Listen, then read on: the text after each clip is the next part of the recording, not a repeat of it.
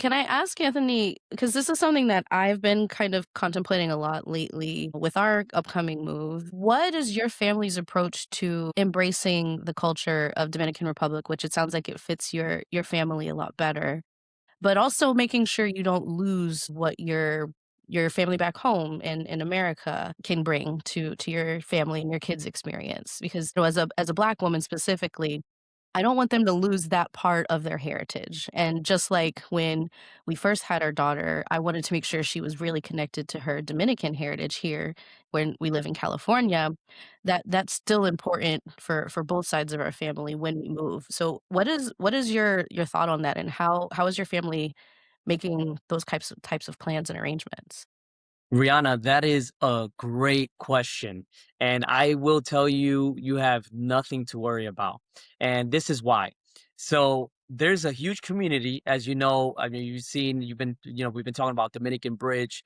There's a huge community of people just like you, just like us here living in the Dominican Republic. And so you have a, a huge choice, especially where you guys are planning to move in Punta Cana. I mean, it's everywhere in the country. Don't get me wrong. Santiago is alive and kicking. We have a huge community here, as you know, or may know. Dominican Bridge started from here, from Santiago. There's a huge community of us here, and so that would not be an issue. You still have a lot of things, especially in the school, depending which school. If you guys put your kids in school and those things, you're gonna see it. There's so I was talking to Julio about this, right, with Dominican Bridge on a podcast.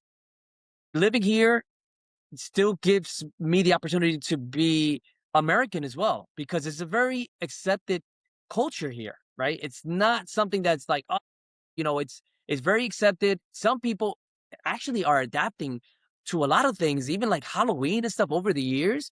You're seeing more and more people just kind of like, even though it's like more of obviously originated in Europe, but Eastern Europe, but American thing the last, I don't know, 50 years or whatever it is, 100 years. But over here, they're starting to do that. Whereas when I was a kid, that wasn't a thing here. I remember that was never a thing. They didn't even know what Halloween was. And so that is a really good question. And I just honestly think, and what just personally from what I experienced, it's not something that you lose.